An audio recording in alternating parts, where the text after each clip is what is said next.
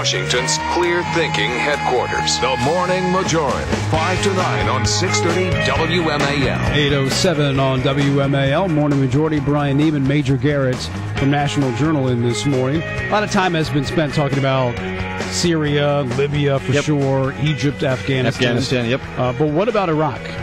We don't spend a whole lot of time talking about Iraq. We are pleased to be joined now by Major General Jeffrey Buchanan, Chief Spokesman for the United States Forces in Iraq. General, good afternoon. I know we're in the process of winding down our presence there, but why don't you give us an overall kind of a quick briefing of how things are in Iraq today? Well, good afternoon, Brian and Major. Things are going very well here. We are now in about our 8th month of Operation New Dawn. As you know, we changed from a focus on security operations last summer to one on stability operations on the 1st of September. Really, we have 3 major tasks in the military. First one is to advise, train, assist, and equip the Iraqi security forces. And our second task is to conduct partnered counterterrorism operations. Our third task is to support and protect the civilian workers that come from the U.S. Embassy. We really have a lot of work to do, but we're determined to get as much done for as long as we're here, and things really are going well.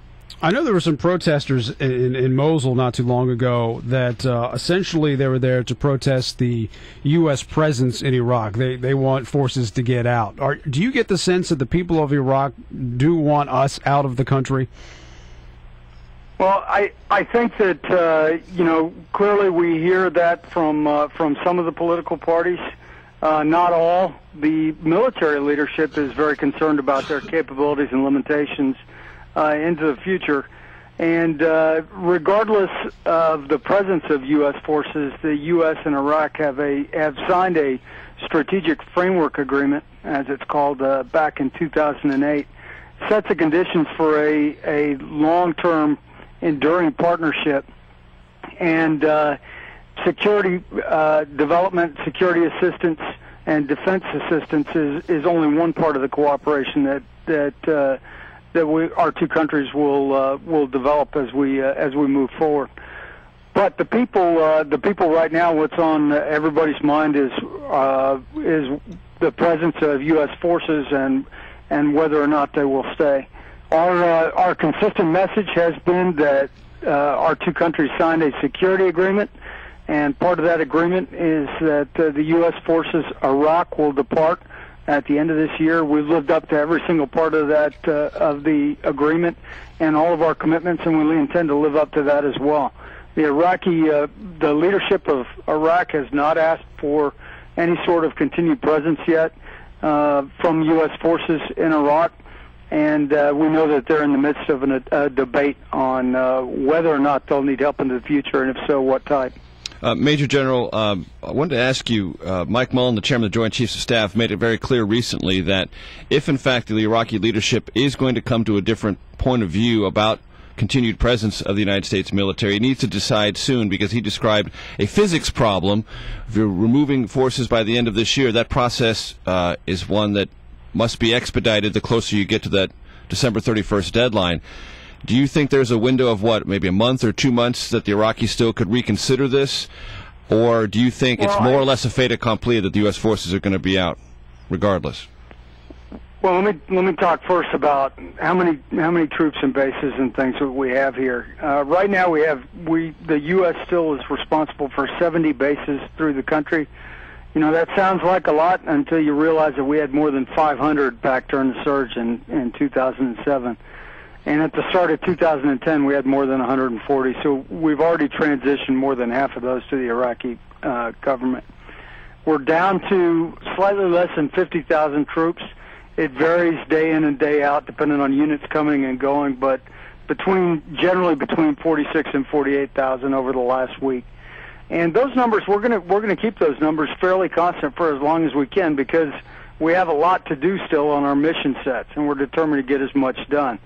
Now, logic would tell you, as the chairman described, at some point in time, where you're going to get to the point, provided that everything stays as is with the security agreement, the major part of our task will shift from partnering with the Iraqi security forces to one where we're focused mostly on reposturing our forces.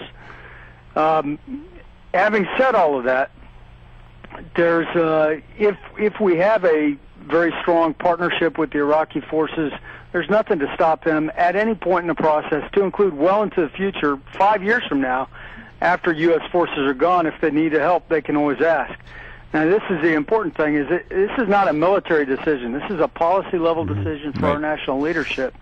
If they get a request, at any request, I'm sure that our national leadership will seriously consider it and decide what to do, and then guys like me will execute. Yeah, okay. Recently, I know there was an Iraqi Muslim scholar that issued a fatwa, essentially calling to kill, or it was permissible to kill Iraqi Christians. I'm wondering if are you seeing this problem, and are the Iraqi forces, the American forces, do anything to try and protect Iraqi Christians? Well, actually, the Iraqi security forces have done a tremendous amount. You know, there was a significant Al-Qaeda attack, and it was an Al-Qaeda leadership that declared Christians, essentially not just Iraqi Christians, but also the Copts in Egypt, as viable targets, and that happened in the fall. The big attack that I'm referring to happened on the 31st of October here in Baghdad of last year. But ever since then, the Iraqi security forces and the government has gone way above and beyond to protect the Christian community. They've established security around all the churches, regular patrols through the Christian neighborhoods. You know, it's. But is it dangerous to be a Christian in Iraq right now? Excuse me? I was wondering, is it dangerous to be a Christian in Iraq right now? Not any more so than it is to be a citizen of either the majority of Shia or Sunni Muslim or a Yazidi or some other minority. So, I mean, you know, there was Easter. It was a significant opportunity, if you will, for Al-Qaeda to make a statement. We had 0 attacks on Christians, 0 on Easter, and in fact, there are so many attendees at the church that was attacked on the 31st of October that they had to actually have 3 services. So the government recognizes that the Iraqis or the government recognizes that Christians are a critical part of the society here, have been for thousands of years, and they're doing everything they can to protect them. Major General, 2 quick questions. What is the status of AQI, Al-Qaeda in Iraq presently, and how would you assess the progress the Iraqi security forces, both Army and police, have made, not just to meeting what the U.S. would like to have them achieve, but what they themselves have tried to achieve? Well, let me start with the second question first. I think that they are the best counterinsurgency force in the region.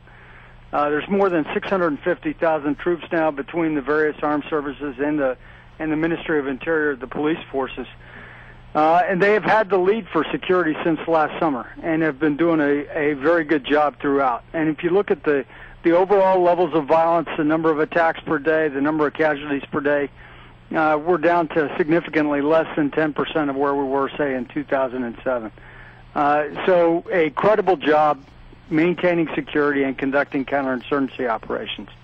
But where they want to go is have a force that meets all of the country's security needs. And that includes their ability to defend against external threats. And this is probably the area that they have the biggest needs on that will not be realized by the time that we leave at the end of the year. Right. Now let me take on your first question. You asked about Al-Qaeda in Iraq. Right. The Iraqi and U.S.